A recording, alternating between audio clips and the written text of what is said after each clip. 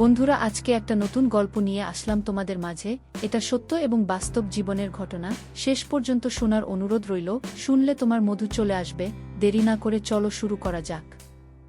আমি বললাম, ভাইয়া তুমি আমার সাথে কি করছো? ভাইয়া বলল, সঙ্গীতা, তুই না আমার কাছ থেকে ভালোবাসা শিখতে চেয়েছিলে? এখন আমি তোকে ভালোবাসি খাচ্ছি। আজকে বাড়িতে কেউ নেই, শুধু তুই আর আমি। আজকে তোকে ইচ্ছামতো ভালোবাসা শেখাতে পারবো।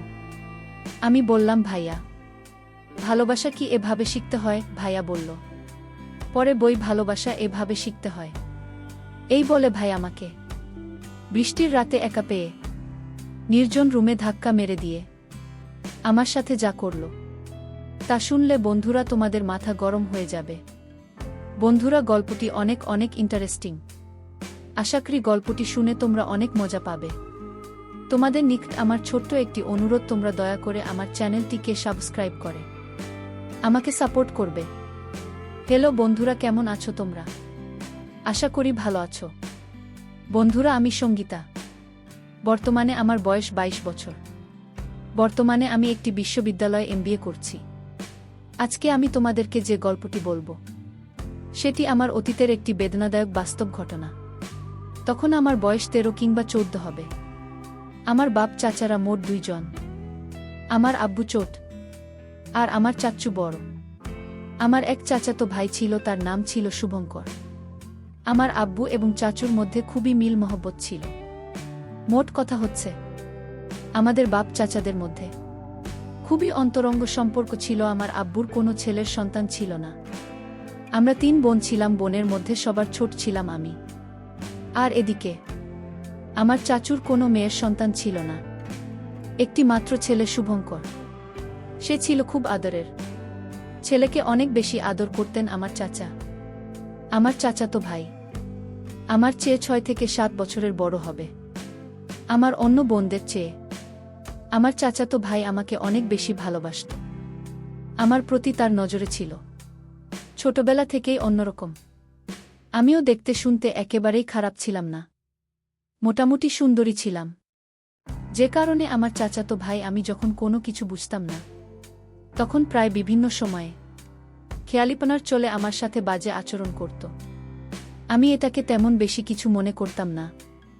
আর ভাইয়া সবসময় আমার সাথে হাসি মুখে কথা বলতো, আমাকে খুশি রাখার চেষ্টা করত।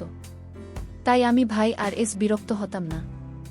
আমার বয়স যখন 6-7 বছর, তখন ভাইয়া প্রতিদিন আমাকে দোকান থেকে মদ কিনে দিত, চিপস, বিস্কিট, চকোলেট আরও বিভিন্ন কিছু কিনে আমাকে দিত। আর শুধু আমার প্রতি অপলক দৃষ্টিতে ভাই আছে থাকত।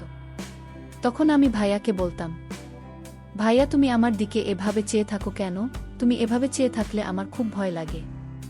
তখন ভাইয়া আমাকে বলতো, আরে লক্ষ্মী, হীরা, মানিক, কলিজা আমার, তোমাকে আমার খুব ভাল লাগে, যে কারণে আমি তোমার দিকে চেয়ে থাকি। মন চায় সারাদিন তোমার দিকে চেয়ে থাকতে। তুমি বোঝো না কেন সুন্দরী, তুমি আমাকে ভালোবাসবে। তুমি যদি আমাকে ভালোবাসো তাহলে তোমাকে আরও আরও অনেক বেশি চকলেট কিনে দেব।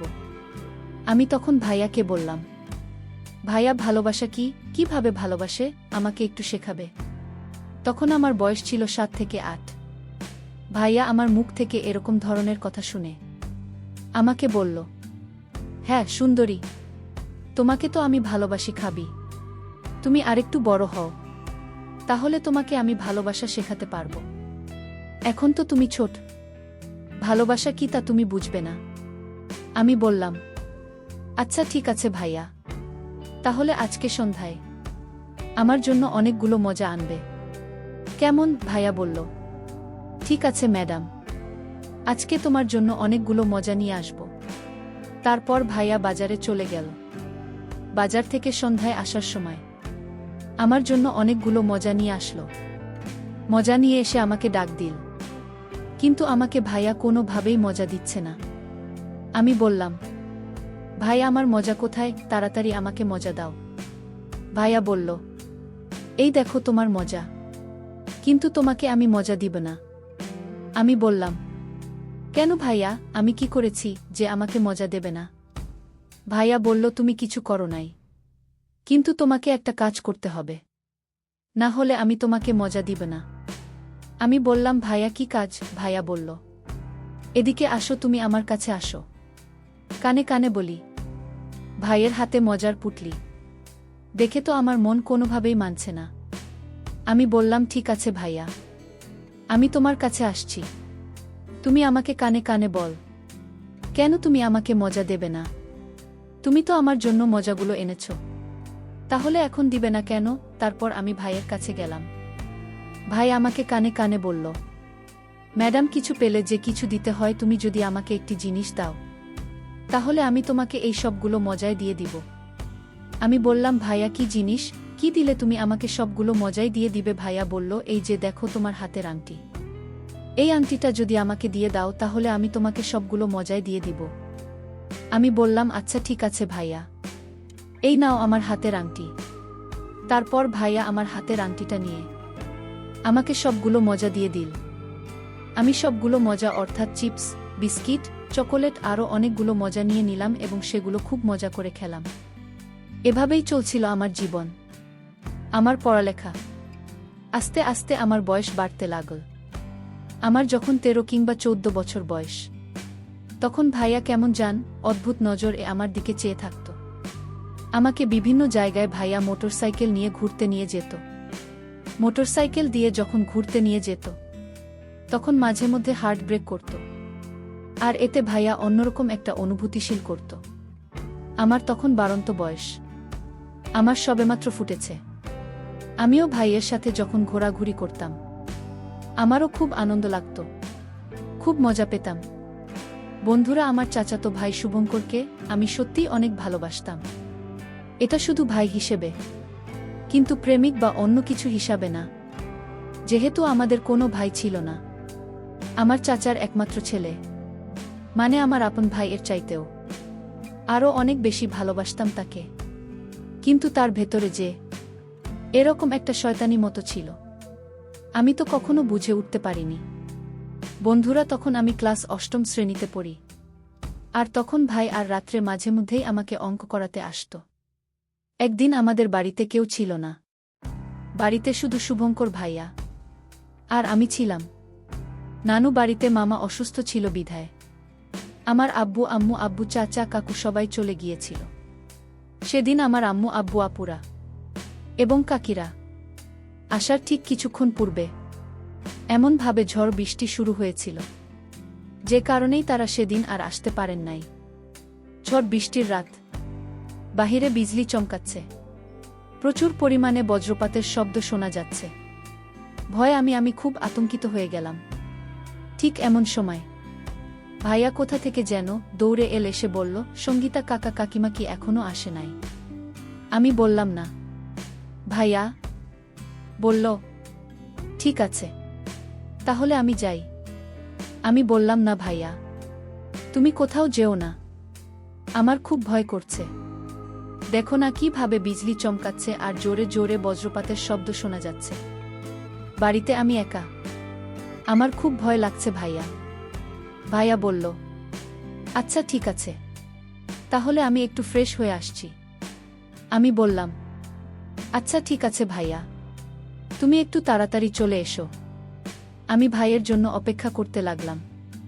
45 মিনিট পরে ভাই আমার কাছে চলে আসলো। ভাইয়া এসে আমাকে বলল, সঙ্গীতা, আজকে বাড়িতে কেউ নেই, শুধু তুমি আর আমি। আজকে তোমাকে আমি ভালোবাসি খাব। তুমি বলেছিলে না আমাকে?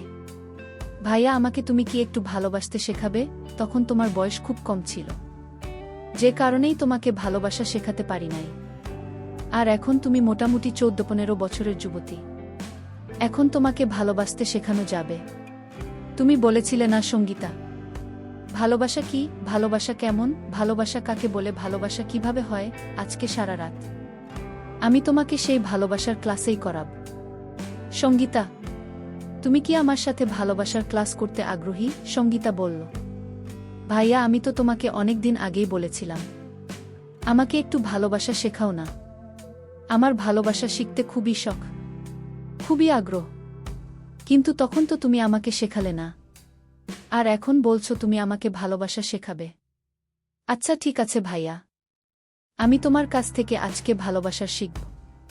ভাইয়া আমাকে বলল, সঙ্গীতা, তোমাকে যদি ভালোবাসা শিখতে হয় তাহলে তোমাকে যে একটা কঠিন পরীক্ষা দিতে হবে। তুমি কি সেই পরীক্ষাটা আমার সঙ্গে দিতে পারবে? সঙ্গীতা বলল। জিবি ভাইয়া, আমি অবশ্যই দিতে পারব। তারপর ভাইয়া তার পকেট থেকে মোবাইলটা বের করে বলল, সঙ্গীতা, এই যে দেখো, তোমার ভালোবাসা শেখার প্রথম ক্লাস, প্রথম পর্ব। তোমাকে আমার মোবাইলে একটি ভিডিও দেখতে হবে। এই ভিডিওটির মধ্যে ভালোবাসার সূচনা পর্ব আছে। তুমি কি দেখতে আগ্রহী? আমি বললাম, জি ভাইয়া, আমি দেখতে আগ্রহী। তুমি আমাকে দেখাও কিভাবে ভালোবাসার সূচনা পর্ব শুরু করতে হয়। তারপর ভাইয়ের মোবাইলে ভিডিওটা ওপেন করতেই আমার চোখ গেল ভাই আর মোবাইলের স্ক্রিনের উপর। ভিডিওটা দেখার সাথে সাথে আমার গায়ের লোম একটা জারা মেরে উঠল, চোখগুলো বড়বড় হয়ে গেল এবং আমাকে মনে হলো যে আমার সমস্ত গায়ে বিদ্যুতের প্রবাহ বইছে। আর আমি কাঁদতে শুরু করলাম। আমি ভাইয়াকে বললাম, ভাই, আমার কেমন লাগছে কেন? আমার সারা গায়ে কাঁপুনি উঠছে কেন? ভাইয়া বলল, আর সঙ্গীতা ম্যাডাম, এটা ভালোবাসার প্রথম ক্লাস। ভালোবাসা শিখতে হলে প্রথম প্রথম এরকম শিক্ষা সবারই পেতে হয়।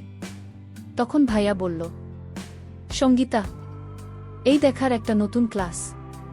এটা দেখলেই তোমার আরও ভাল লাগবে। একবারে পরিপূর্ণ ভালোবাসা শিখে ফেলতে পারবে। আমি খুব মনোযোগ সহকারে 10 মিনিটের একটা ভিডিও ভাইয়ের সামনে খুব ভালো করে দেখলাম। দেখার পর আমার কেমন জানি শুরু হয়ে গেল। আমি অনুভব করলাম আমার অবস্থা খুব খারাপ হয়ে যাচ্ছে। কোনো কিছু পাওয়ার আকাঙ্ক্ষাই আমি বিভোর হয়ে যাচ্ছি। তখন ভাইয়াকে আমি বললাম, ভাইয়া, আমি একটু ওয়াশরুম থেকে আসি। ভাইয়া বলল, না না সঙ্গীতা, ভালোবাসার শেখার সময় ওয়াশরুমে যাওয়া যায় না। আমি বুঝতে পারছি তোমার অনুভূতি। তুমি ভালোবাসার প্রথম পর্বের সবেমাত্র পা রেখেছ। একটু পরেই ভালোবাসার পূর্ণ রূপ দেখতে পারবে। তারপর ভাইয়া আমাকে আরেকটা ইন্টারেস্টিং ভিডিও আমার চোখের সামনে তুলে ধরল। ভিডিওটি দেখে আমার অবস্থা আরও খারাপ হতে শুরু হলো। ভিডিওটিতে এমন দুটি যুগল এমনভাবে তাদের কৌশল প্রদর্শন করছে দেখে আমার চোখে মুখে যেন আকাঙ্ক্ষার জোয়ার বয়ে যাচ্ছে। ভিডিওটি দেখার সময় ভাইয়া আর আমি একসাথে মিলে দেখেছিলাম। এক মোবাইলে দেখেছিলাম। একটি হেডফোনের একটি স্পিকার আমার কানে ছিল, আরেকটি স্পিকার ভাইয়ার কানে ছিল। ভিডিওটি দেখে আমি যখন ভিন্ন কিছু সুখের আশায় ছটফট করছিলাম, তখন ভাইয়া আমার সাথে হঠাৎ করে আচমকা এক অদ্ভুত আচরণ করা শুরু করল।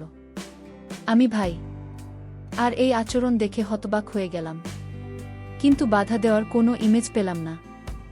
আমার কাছে মনে হয়েছিল আমি যেন ভিন্ন কোনো সুখের স্বর্গে ভাসছিলাম। তারপর হঠাৎ আমার যেন হুঁশ ফিরে এল। আমি দেখতে পেলাম ভাই আমার সাথে খুব এলোপাতাড়ি করছে।